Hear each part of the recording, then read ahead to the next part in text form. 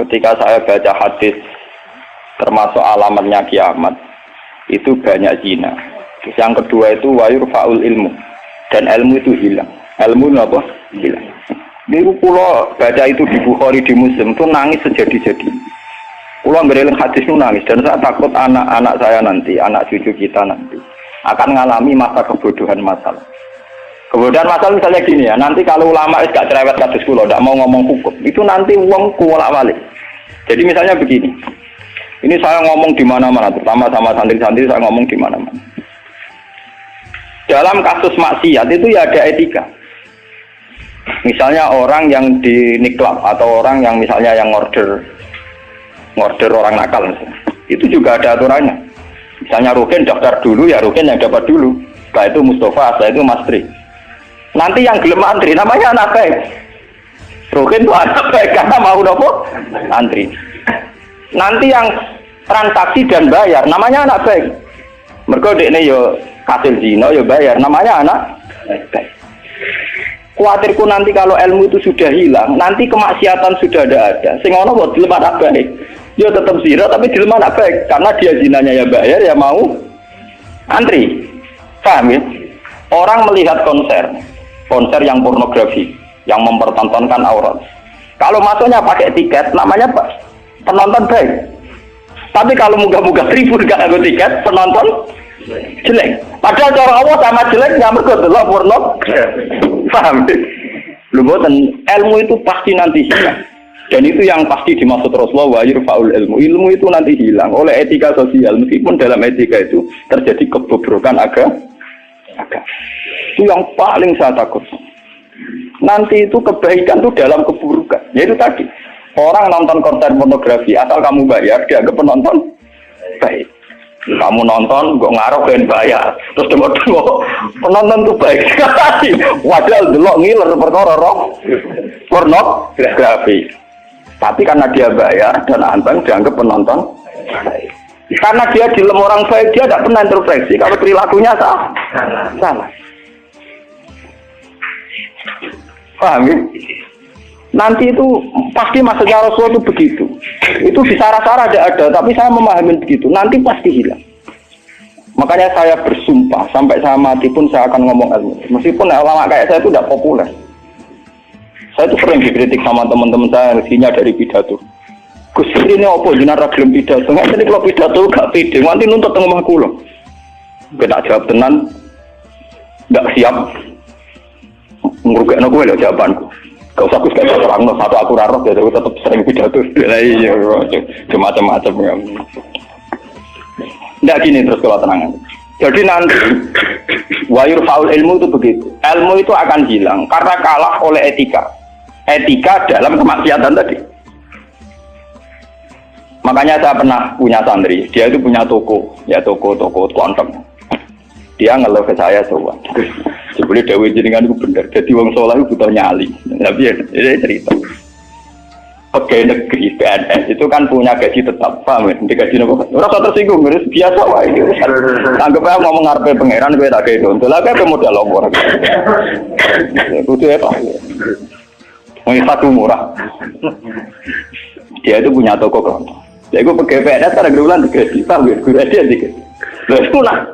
Wonge rokan Gus, cara teori santri yo buka aurat jenenge ro. Tapi tak belanja ku bayar. Jadi tak anggap pembeli yang baik. Nah contoh yo rokan kautan ketat tapi pembeli yang baik. Mergo bayar. Kulo ditoto soleh bedina ning musala ning masjid tapi tak belanja. Nah ada di nyulayani kan.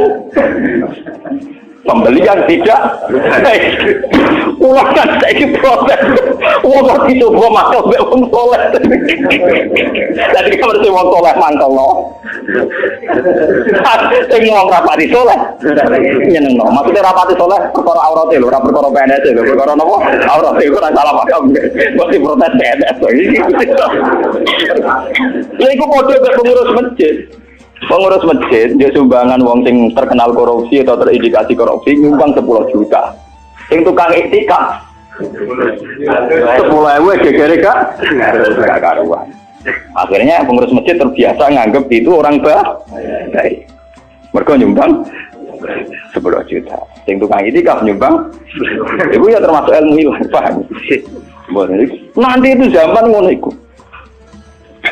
Mulane kula nu saniki kula nu sering di. Untungnya kula terkenal ngalim, pancen hikmahe gede. Kuwi mboten urusan sombong, hikmahe gede. Nak ngomong cek ana sing ngrungokno. Karena pendapat kayak saya itu tidak populer. Mau kalau terkenal ngalim, lu orang misoin ke saya semua. Karena pendapat saya ada, kenapa? Tidak populer, saya sadar.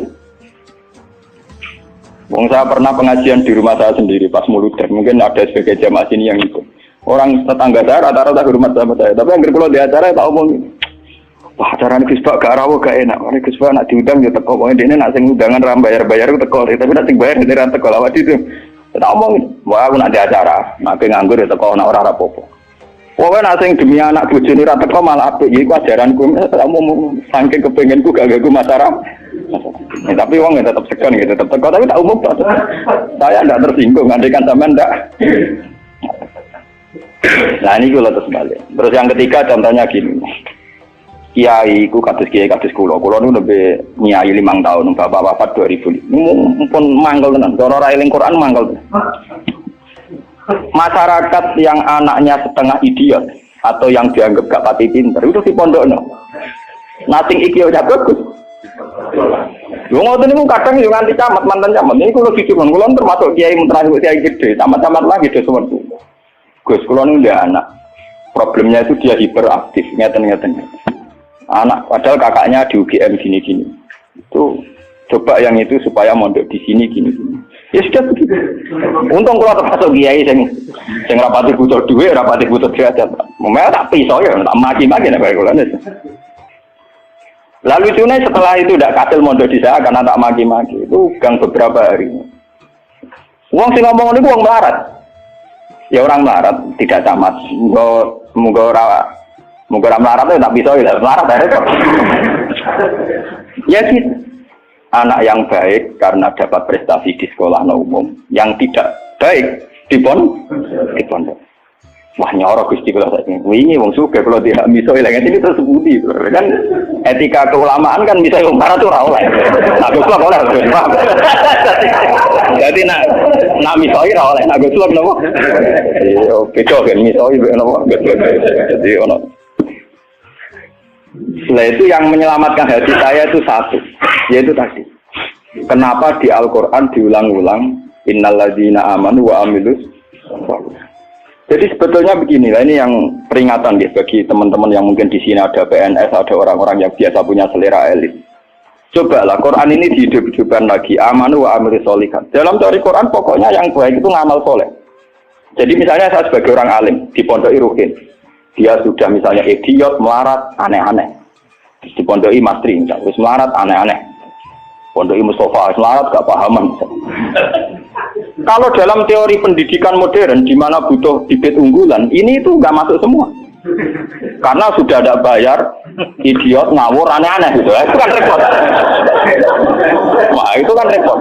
Jadi kamane santri kok Mustafa ngenten iki, wis ora tau salam tempel lah kok kiai ini ra salat qobliyah. Kiai ora salat apa? Qobliyah. Gremeng dene mesti gak trimo dene napa? Duwe kiai kok ora salat apa?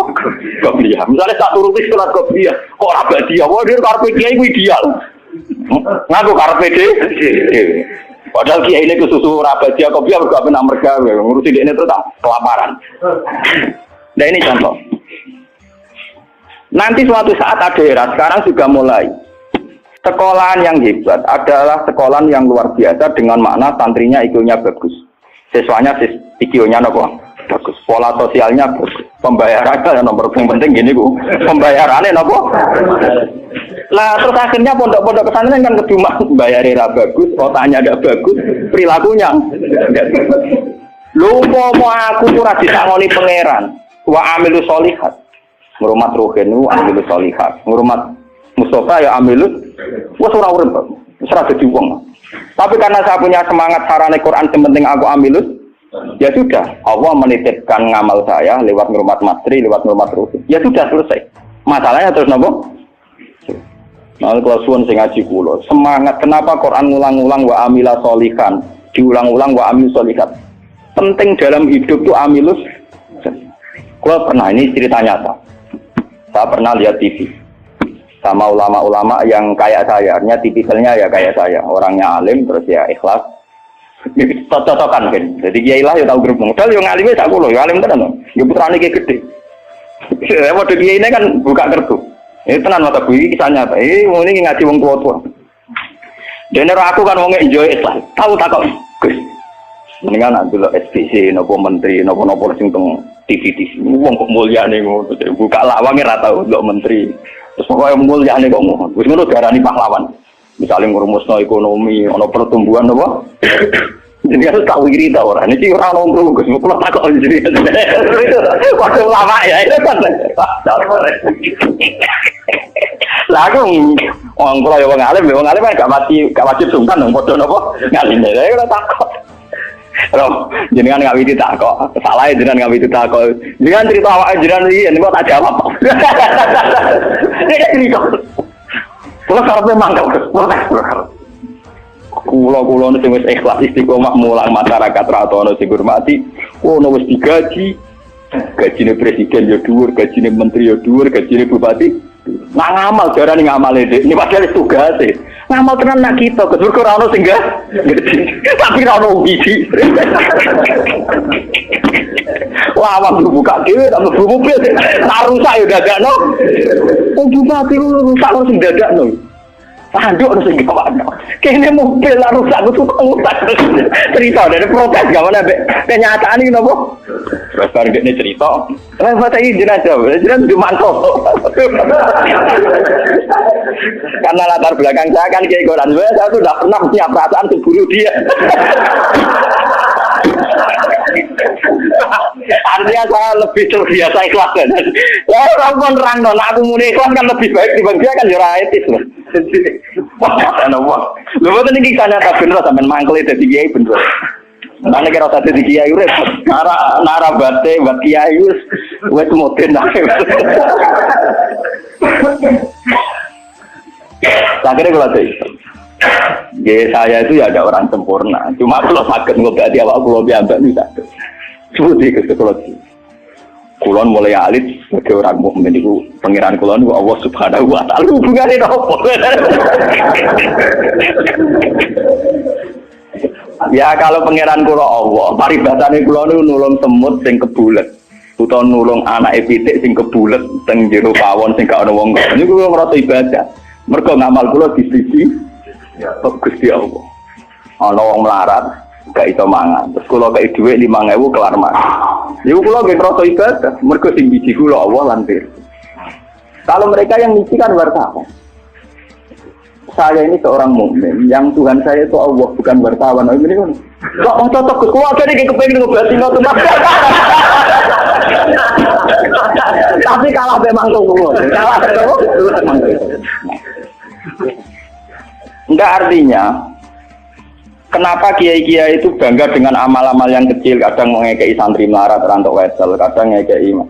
Itu karena iman sama aturan dasar fama ya'mal mithqala dzarratin khairan yarah wa ma ya'mal mithqala dzarratin syarran yarah.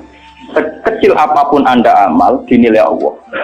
Ini penting kalau aturaken. Nanti ada wilabatu jahli, ada kebodohan napa masal, di mana orang yang rapat tentang ketahanan pangan karena dihadiri menteri dan tetap-tetapnya, orang itu dianggap berprestasi karena mempertahankan pangan, kuota pangan cukup, bulog cukup.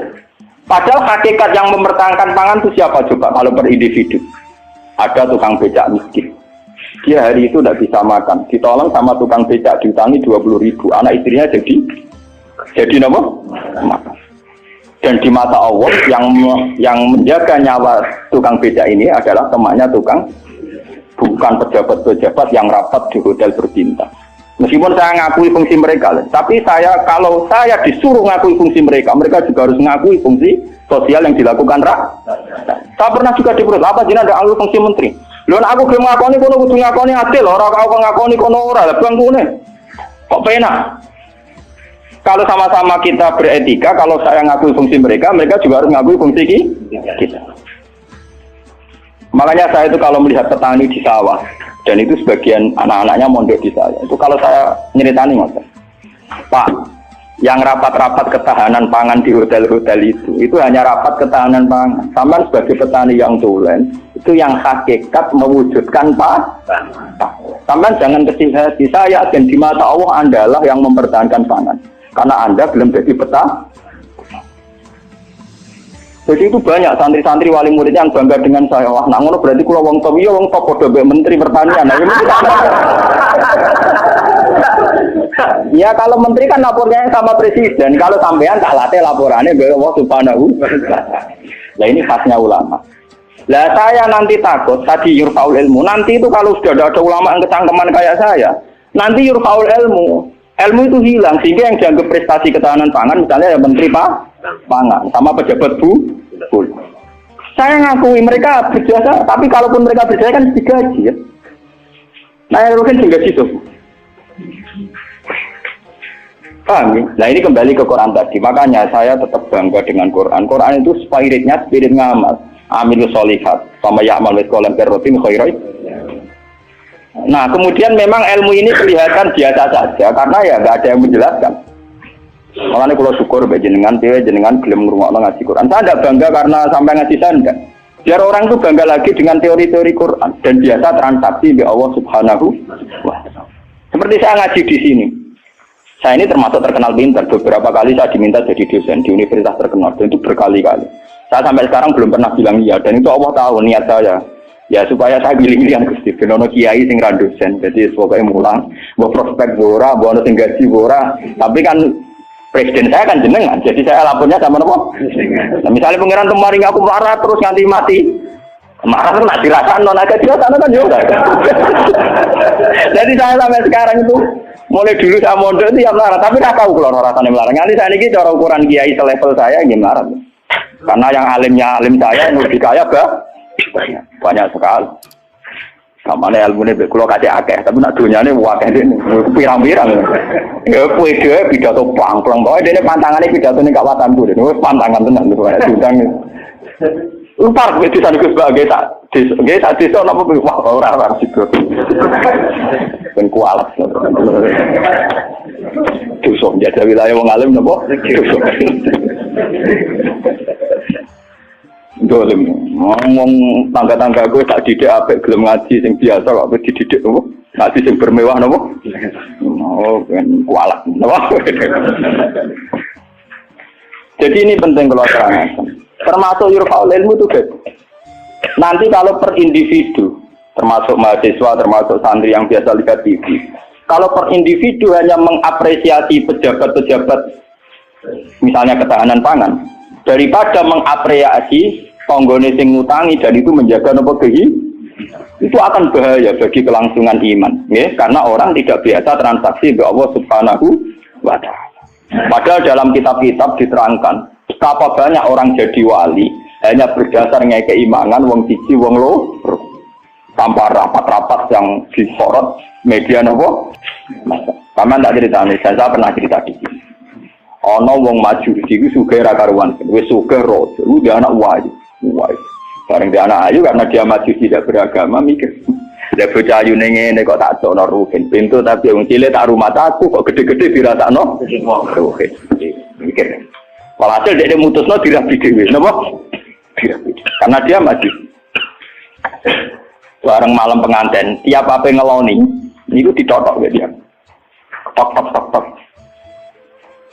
Terus metu dene. Ono wong ganggu bulan madu kan mantuk. Ono apa? Kulo niku gak sido, balik meneh. Coba uplek. Terus kenapa? Lampu cilik lho. Sender. Sender apa? Sender sama gon kowe edan ya. Iya lho, sender. Oh, sender cara bahasa Rembang lho. Apa liyane sender? Oh. Kentir kalau kentir. Tapi mirip. Nah salah ucap repot. Ublek orang nyerempet kok keteringan kelapatan kentir. Rugen rawani bakat sak sendir bagus. Pasti kena. Ublek terang. Agar diparani melaju itu sampai 3 kali. Sekarang 3 kali ngerti parani itu sih diparani kan tidak omah. Ternyata dia itu seorang janda sing anaknya do kelaparan. Anaknya kelaparan, ditanya kenapa kamu ke rumah saya nak tak kerja kok melaju. Terus dia cerita, Pak Majusi, saya ini punya anak kelaparan semua, ingin makan. Kalau saya ingat anak saya mau memaksakan minta jenengan karena jenengan yang punya makan.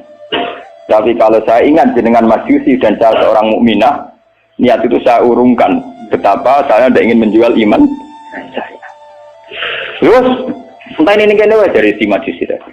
Ini mangan gandum, pokoknya segala yang diperlukan janda itu dan anaknya diambilkan terus diterus, dipikul dia. Dia seorang raja, diterus. Padahal dia hati lebih raga gudin. Buatan ini cerita iman. Biar sampai biasa transaksi oleh Allah Subhanahu wa Ta'ala. Nanti nilainya nanti saya akan satu. Biar sampai biasa transaksi oleh Allah Subhanahu wa Ta'ala. Terus dikasih. Nah cerita itu terbongkar. Itu justru karena antar wali. Jadi ada seorang wali. Dia mimpi di Ka'bah. Dia zaman dulu itu masih mungkin orang tidur di seputar matok Bantawat. Dia seorang wali Abdal. Dia tidur bersama Rasulullah. Hei Fulan, hei wali Fulan, saya titip salam pada orang itu. Ternyata orang itu yang disifati Nabi itu orang Majusi yang di kampung terkenal paling arogan. Mereka ngerabi anaknya. Ketika dia tahu bahwa Majusi yang dititipi salam Rasulullah itu begitu, dia mengurungkan niatnya. Mau Rasulullah salah alamat, salah kirim salam. Itu kan nggak mungkin. Masa Rasulullah salah kirim apa? Salam. Itu apa takokno rapotnya elek kabeh. Niku wong Majusi sing saking kurang ajar yang rabi anak. Akhirnya dia memaksakan konfirmasi. Wong Majusi ini diparah. Ya Majusi, saya ini tanya tangga-tangga Anda, tidak ada yang cerita bahwa ada orang benar. Tapi aku ini gowo salame sama Rasul. Pasti kamu punya perilaku yang spesial, yang hebat. Majusi langsung iman. Asyhadu an la ilaha illallah wa anna Muhammadur Rasulullah. Nabimu banyak nabi tenan. Perilaku saya tadi malam enggak seorang pun yang cerita. Wah, akhirnya iman. Ya ora denglone anak, ya langsung apa? Padahal enggak disorot media massa dan itu perilaku perso. Begitu juga di kitab-kitab ada cerita seorang lonte, seorang WTX. Dia setelah melakukan aksi kelonteannya pulang. Ngerti asu dilat-dilat ning tanah, dia menafsirkan itu pasti kehausan. Kalau bolak-balik cerita tentang mereka dan itu ada di hadis sahih, karena lonte gak priayi. Malah mbok santri ora iso, lonte lebihane kan gak napa? Ya, iku dene nganggo sepatu putih medun ning sumur. Terus dicopot. Setelah ngambil air dicopot sepatu bootnya karena tangannya dua digo ngeranggah-ngeranggah munggah. Ya mau mergo ra priyayi iso wae kan mergo napa? Gak priyayi. Orang priyayi kan gak kebayang. Orang priyayi jarian dia oleh munggah-munggah. Lalu tadi cerita tentang hadis sahih. Setelah diminumkan anjing itu, Allah syukur sekali karena ada makhluknya yang diselamatkan si lonte itu dan diparingi tobat jadi orang.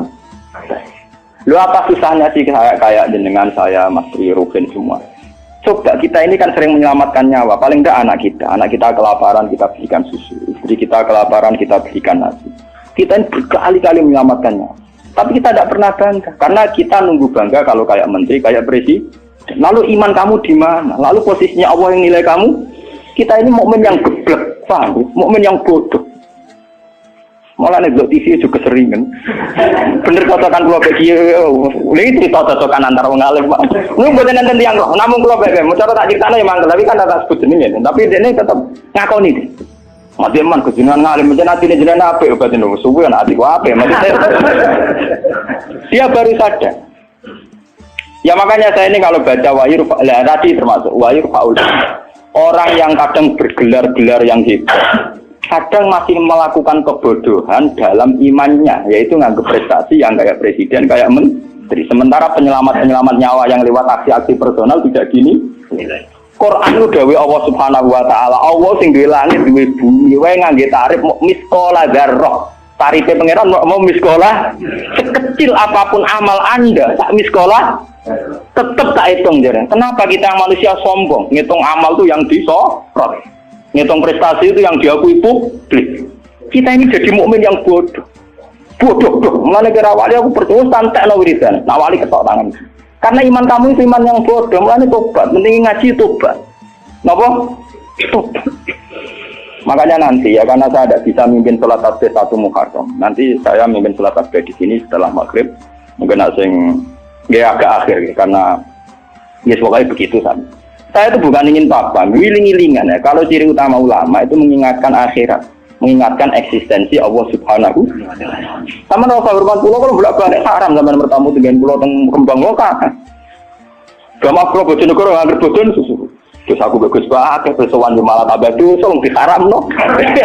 Bingung. Nggak malah negeri ngaji, pun kalau nak hadir Bojonegoro salaman diulah oleh kalau kan wongnya lucu. Kenapa salaman diulah oleh? Lah anak bodoh ya tenang, saltuan mumpung ketika lu mriki cangkemmu. Dari mumpung ketika lu mriki yo cangkemmu. Oh santri elek ya. Elek lagi penting kasih salaman. Repot. Nah ini penting kalau aturakan. Jadi sebetulnya masalah utama manusia itu sejauh mana? Masalah iman ya. Sejauh mana kita sering kontrak ambil Allah Subhanahu. Nah ini juga yang dilakukan Rasulullah. Ketika ada sahabatnya yang sudah pinter, karena tidak meminta beliau urusan dunia, ya tidak minta beliau urusan apa? Dunia. Nabi hanya minta fa'inni ala nafsika bikasrotis. Aku jaluk tulung kue. Yang penting kue sujudem ya sering. Jadi kamu Nabi kamu gue jangan ngandalo syafaatku tok, tapi gue dhewe ora tahu sujud. Nah gue ora tahu sujud itu artinya ora tahu transaksi be Allah Subhanahu wa taala.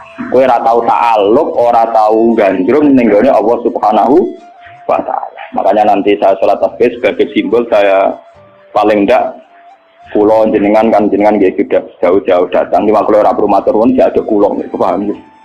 Jadi kadang wonten kados kadang kula diceritani sing ngaji jenengan waktu itu di Gunung Kidul ben aku teperan matur nuwun ada aku wong Rembang tetep ada napa ya sudah sampean ora ada gede tetep ada kula tetep napa sangkem nek elek Gunung Kidul kok ado Rembang paham napa jadi tetep menang kula cara ganjaran tetep kata kula dan entek ngambek cara diitung ora bandingan paling sampean diitung mergo tawadhu.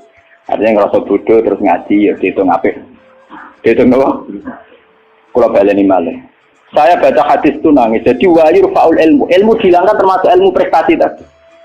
Kenapa kalau yang melakukan seorang presiden, seorang menteri itu menjadi prestasi yang luar biasa. Kita-kita yang berkali-kali melakukan prestasi penyelamatan nyawa, orang ngerasa duwe napa? Prestasi. Akhirnya syukur kita sama Allah Ta'ala kurang hanya karena merasa tidak punya prestasi. Padahal kita punya prestasi berkali-kali. Oh sama tak cerita ini ben iman teman. Rasulullah nak dawuh itu detail sekali sampai ngendikan kowe iku nggawa kayu ke hutan terus kamu jual di pasar. Setelah kamu jual di pasar kamu kasihkan ke ibu kamu, ke anak kamu dan menjadikan mereka hidup. Itu sudah sedekah yang luar biasa. Sampai Nabi nyontono hatta matat ala fi simroatika. Jika yang kamu bikin untuk mulut istri kamu, matat ala fi sim. Ini wonten cerita. Nabi Musa pernah tanya sama Allah, ya Allah, saya ini kalau di surga sama siapa? Itu dia pemuda, wongnya dempal kayu rugen, khasnya wong melarat kan apa dempal, tukang golek kayu deh. Dan ini rugen alhamdulillah iso nglakoni. Jadi tukang ukir kayu tapi ra golek napa? Ternyata anak itu duit cara mriki untuk duit 20.000. Itu yang karena orang Arab itu melaratlah pakanane roti, Pak. Wong Arab lain melaratlah pakanane napa? Roti daging. Jadi orang Arab itu roti yang unsurnya itu tengahnya tiga daging. Ning ditukokno roti. Yang separuh dipangan dia, yang separuh digantung. Digantung teng guwa karena ibunya sudah lumpuh. Kalau dia pulang disuapin. Kalau dia sedang kerja, ibunya mudah meraih karena digantung di dekat nopo itu. Ya sudah gitu saja. Dan itu sudah menjadi layak dia setingkat Nabi Musa nanti di surga.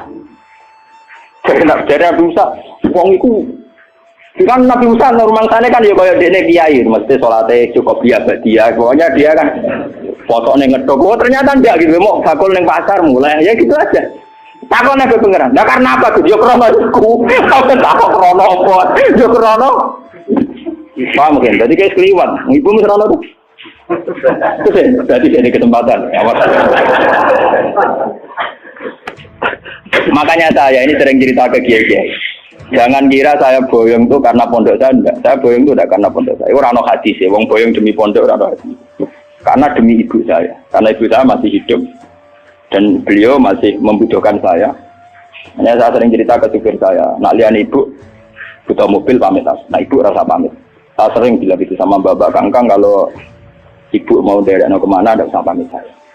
Tapi kalau selain ibu kan, ya sekarang harus jadi apa?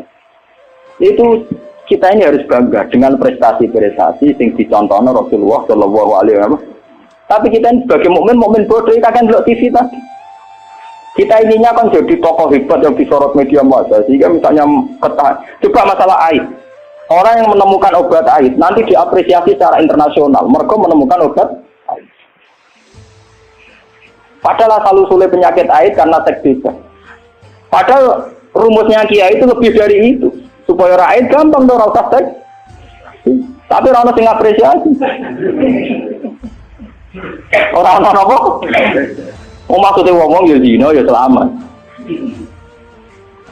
Kita ini nasibnya sial, nak nuruti pengakuan publik, nasib kita sih sial.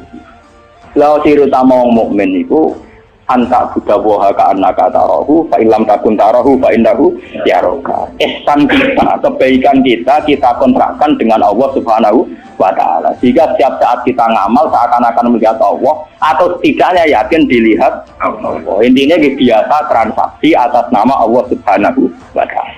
Makanya saya ngajar di mana-mana itu asik. Jangan kira asik saya itu karena di depan sampean.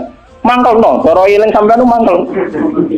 Masih kadang ngantuk turu, kadang ra paham, kadang pelengahan nuruti ngono gelo. Cara kula nganggo taklim muta'alim tak bubar sampean. Sampean nganggo dalil ra sopan ya, Pak. Tapi saya itu enggak nganggo dalil taklim muta'alim. Kalau langsung nganggo Allah Ta'ala kesuwen. Repot. Cepet gelo. Cara etika taklim muta'alim gak mlebu kabeh sampean. Nek ana gurune teko kudu nguwateh bar kabeh. Nek duwi ora oleh melengak, terus wae tutup. Cara sampean ngaku nganggo kok istilah talim nomo tutup. Meni penting kula aturaken. Terus kula suwun sampean harus secerdas sahabat ini. Kalau sampean sudah tahu saya ini misalnya ulama akhirat, ya hubungan saya dengan jenengan harus urusan apa? Akhir. Kadang masyarakat tuan yang kadang ngawur banget. Kula nu gak ada bapak, gak ada guru. Memang sebagian saudara saya sekolah umum, karena yang tidak diplot jadi ulama. Tapi yang diplot jadi ulama itu guru-guru saya ini tanyakan Lukman kalau nggak percaya. SD saja enggak. SMP apalagi SMP. Kiai-kiai ini sudah tirakat sebagian anak yang calon pewaris kealiman itu bahkan tidak merasakan sekolah nopo umum. Tapi masyarakat enak saja, wis ngerti kiai ini ngono, anaknya apa sipen maru atau apa ujian di udungannya. Kiai. Saya itu pernah punya kakak wakil bupati. Wakil bupati jadi bukan calon. Itu saya belum pernah main ke rumahnya. Tanyakan Dek Lukman itu. Saya itu hanya sekali main karena beliau pas mau haji. Dan itu di keluarga saya dihormati. Memang saya plotnya ulama, ya etikanya harus gitu. Padahal kakak saya itu sering ke sini, ke Tonggo dulu ketika saya masih kos di sini. Ya karena aturan dasarnya gitu. Yang tidak ulama, harus ulama itu dipegang. Padahal itu kakak saya. Dan itu ya nggak saling menyinggung, ya biasa saja. Saya tenang saja, itu ya tenang saja. Wah itu kalau logika sampean kan aneh. Tapi kalau di keluarga saya biasa. Ya orang tersinggung kakak saya, memang yang tidak ulama, tuan. Ngomongin gagal. Ketika ada euforia, namanya punya dulur wakil bupati, wah saya pinjam mobil. Saya juga pernah. Zaman itu saya miskin sekali ya. Kalau kesini yang bis, ya biasa nyetop tosa, nyetop angkot di jalan. Gus gak nyilem mobil kakak, cangkem ulama, bu hari tomak kayak kue. Saya emang cangkem saya, emang masyarakat biar tahu. Ulama udah didik kayak kue, kok ini. Ya logika mereka kalau tidak pinjam mobil kakaknya, wakil bupati ke Umbat. Cangkem ulama pada anak kue, akhirnya mau sadar. Sebenarnya ulama tenang, jebule gak guyon. Maksudnya mereka sadar, nah aku ras guyon. Guyon dia semua tak tirakati tenang. Saya itu mangkel kadang, ya itu tadi. Saya ini kan sudah begini, potongan saya kan potongan kuno. Lu ngoten niku nggih. Ismail, sesuatu kula lu apa kepen dadi wakil bupati sampai kepen dadi bupati kepen opo mesti pirang. Kadang kita omongin, sing mambu wudu kita omongin. Ya lek Pak kula tirakat ngene ora kepen dadi ngene iku malah mbok kondungane sampe nopo? Dadi. Bukan ngoten wis maksudnya jenengan akhirat wis akhirat kula unggunya ben. Ya tapi jojo tulung aku mrene kok. Tetep ae. Ini wong badhe wonten tiyang daftar tentara nggih tuan kula. Wong bupati tuan kula mateno. Apa rak mangkel iki ya sopan, artinya dene cek yakin dengan Kiai Mandi dari sisi ini kan sopan. Tapi sisi di duniawi kan enggak. Kula yang Kiai jujur tak omong. Wong senengane bingung kula, bingung terus. Aku nak ndongakno kowe kuwatir kedurunyan. Ora ndongakno dari tamu kon ya enggak bingung wong. Itu tidak sepuro, mereka berene itu bingung aku tak omongin, guys punten aja sampai kayaknya ini nasib. Coba kalau zaman sahabat tidak begitu, Rasulullah sudah bilang, karena dia sering khidmah, gue jalu tak turuti. Dia mikir beberapa hari terus dia sadar, ya dunia gue apa entek, mesti kiamat. Rasulullah orang yang begitu penting yang kersane Allah Subhanahu, mesti aku rantai urusan dunia, jalu urusan akhir. Coba kalau antara sampean desa hubungannya kayak gitu kan seru.